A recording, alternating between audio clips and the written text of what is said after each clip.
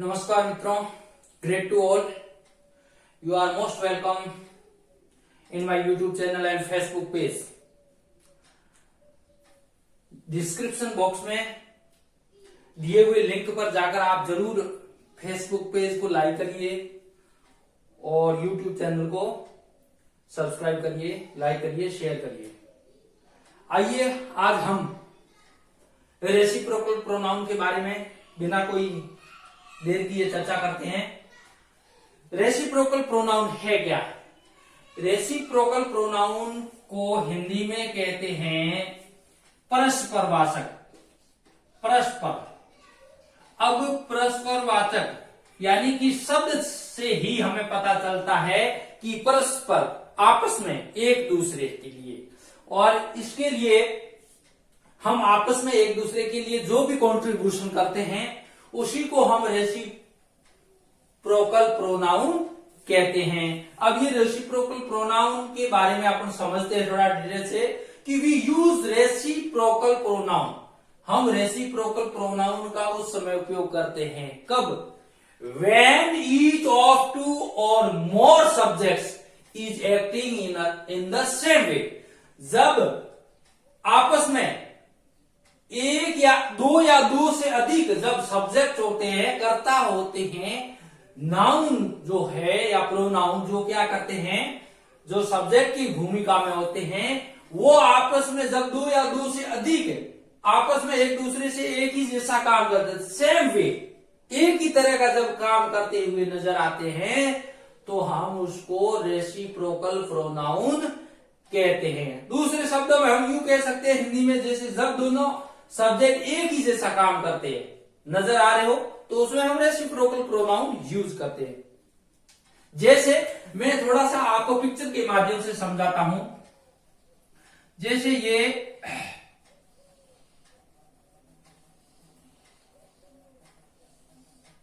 ये आपका मोर है ना. इसको हम क्या कहते हैं? पिकॉक कहते हैं. और इधर ये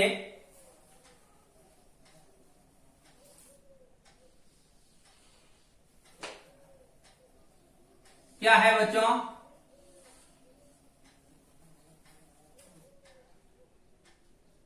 ये मोर नहीं है, ये पिकॉक है और ये पीहेन है.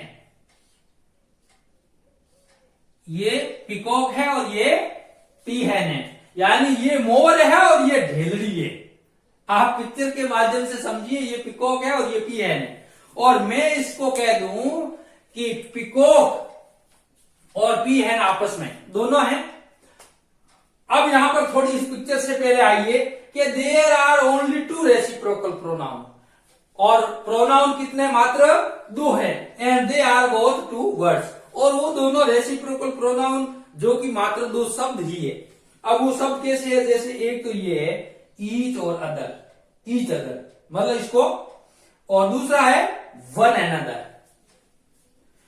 दो शब्द हैं और दोनों रेसिप्रोकल प्रोनाउन है. अब जो ईच अदर यूज किया जाता है वो ओनली फॉर टू के लिए यूज किया जाता है. कितने के लिए? जब सिर्फ दो की बात हो, जब दो कोई आपस में दो सब्जेक्ट जब आपस में कोई भी कॉन्ट्रीब्यूशन जब दो की बात हो रही हो तो वहां हम ईच अदर का प्रयोग करेंगे. और जब दो से अधिक, more than two, then use one another for more than two subjects. यानी दो से अधिक सब्जेक्ट्स के लिए जब बात की जाए तो हम वहां पर वन एनदर का यूज करेंगे. अगर मोर देन टू के लिए हमने ईच अदर का प्रयोग कर दिया और फॉर यूज टू, अगर दो के लिए हमने वन एनदर का यूज कर दिया तो हमारे यहां पर प्रॉब्लम हो जाएगी और वो सेंटेंस ही रॉन्ग कैटेगरी में चला जाएगा. इस कारण से मात्र दो शब्द है. और ध्यान रखना, मैं आपको इस पिक्चर के माध्यम से समझाने वाला हूं और हमेशा इसका यही एक फंडा है कि शो द म्यूचुअल रिलेशन, यानी कि आपस में परस्पर और एक दूसरे को जो है अंडरस्टैंडिंग का मामला, उसको हम क्या कहते हैं? रेसिप्रोकल प्रोनाउन कहते हैं। अब जैसे मैंने एग्जांपल, ये दो शब्द आपको समझ में आ गए होंगे। जैसे मैं कहता हूं peacock and peahen love each other आएगा कि वन अनदर आएगा? जब दो है तो दो की बात है तो मैं इसको यूं कह सकता हूं कि the peacock and peahen, PACOCK, peacock and peahen, peahen love each other. क्या सही है? बिल्कुल सही है। जब दो की बात है तो पिकॉक और पीहेन क्या कर रहे हैं? ईच अदर का यहां प्रयोग करेंगे। Peacock and peahen love each other. अब दूसरी बात मैं करता हूं, दूसरा जो है रेसिप्रोकल प्रोनाउन, जैसे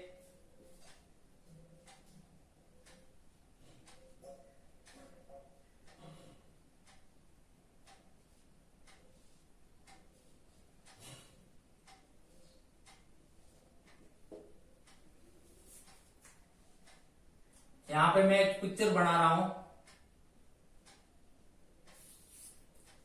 और उस पिक्चर को ध्यान से समझिए। ये 3 लोग हैं, मोर देन 2 है ना?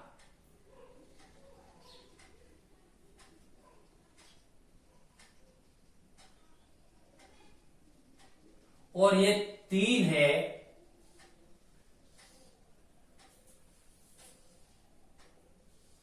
अब ये 3 है कि नहीं है? ये 2 है और ये 3 है। ऑल है। अब हमने 2 से ज्यादा हो गए तो ऑल सपोर्ट ईच अदर होगा कि वन अनदर होगा? ये बताइए। तो क्या होगा? यहां पर वन अनदर का प्रयोग करेंगे। किसका करेंगे? One another. तो ध्यान रखना, यहां समझने की बात है। यहां मैंने 2 पिक्चर दिए, मात्र 2 के आपस के संबंध को शो किया है, आपस के रिलेशन को शो किया है। तो यहां पर म्यूचुअल शो बिटवीन 2 सब्जेक्ट्स, यहां पर 2 सब्जेक्ट के बीच में म्यूचुअल रिलेशन शो हो रहा है। Then we use each other and whenever use more than 2 subjects and show the relation with more than 2 subjects, then we use one another. यानी कि जब हम 2 से अधिक सब्जेक्ट्स का आपस में म्यूचुअल रिलेशन को शो करते हैं तब हम वन अनदर का यूज करते हैं। ये बात आपके अच्छी तरह से समझ में मुझे पूर्ण विश्वास है कि आ गई होगी। अब हम एग्जांपल्स के माध्यम से और समझते हैं। आपको डायग्राम के द्वारा समझा दिया गया, पिक्चराइज के द्वारा समझा दिया है। अब आपके जैसे एग्जांपल्स की तरफ बढ़ते। The students congratulated after practice speeches, यानी अपनी प्रैक्टिस स्पीचेस के बाद में सभी स्टूडेंट्स ने आपस में क्या करा? आपस में एक दूसरे को कॉन्ग्रेचुलेट किया, बधाई दी। तो यहां पर ऑल स्टूडेंट्स, यहां प्लूरल है, तो प्लूरल है तो यहां ईच अदर आएगा कि वन अनदर आएगा? तो यहां आएगा वन अनदर। इस बात का समझने की जरूरत है। उसके बाद में मेरी एंड जॉन गेव, मेरी और जोहन ने क्या किया? गेव यानी दिया। क्या दिया? Gold ring on their wedding day. जब उनकी वेडिंग डे थी, शादी का दिन था, तो शादी के दिन उन्होंने सोने की जो अंगीठी होती है, गोल्ड रिंग एक दूसरे को दी। तो यहां मेरी और जॉन 2 सब्जेक्ट है, और जब 2 सब्जेक्ट की आपस की बात की जाए तो वहां पर हमने किसका प्रयोग किया है? ईच अदर का प्रयोग किया है। और यहां पर भी क्या आएगा? ईच अदर का यूज होगा। उसके बाद में नेक्स्ट एग्जांपल की तरफ बढ़ते हैं। Little children love, little children love. यहां पर लिटिल चिल्ड्रन, चिल्ड्रन यहां प्लूरल है, और जब प्लूरल है मोर देन 2 है तो और प्लूरल की जब बात होती है तो अब वहां हम किसका प्रयोग करेंगे? One another. यानी बच्चे आपस में, छोटे बच्चे आपस में क्या करते हैं? आपस में क्या करते हैं? प्यार करते हैं। और यहां पर मोर देन 2 सब्जेक्ट होने की वजह से हमने वन अनदर का यूज किया। That is correct. All of us help, हम सब आपस में क्या करते हैं? हेल्प वेरी मच, बहुत अधिक हेल्प करनी चाहिए, एक दूसरे का बहुत सपोर्ट करना चाहिए। At the time of need, जब भी आवश्यकता हो तो हम सबको आपस में क्या करना चाहिए, सपोर्ट करना चाहिए, आवश्यकता होने पर एक दूसरे की हेल्प करनी चाहिए। तो यहां पर प्लूरल सब्जेक्ट है और प्लूरल सब्जेक्ट होने की वजह से यहां पर वन अनदर का यूज होगा। उसके बाद में दे love very much and want मेरी, दे लव, यहां पर दे लव, यहां प्लूरल आया, एंड वांट मेरी। अब यहां पर शादी की बात हो रही है।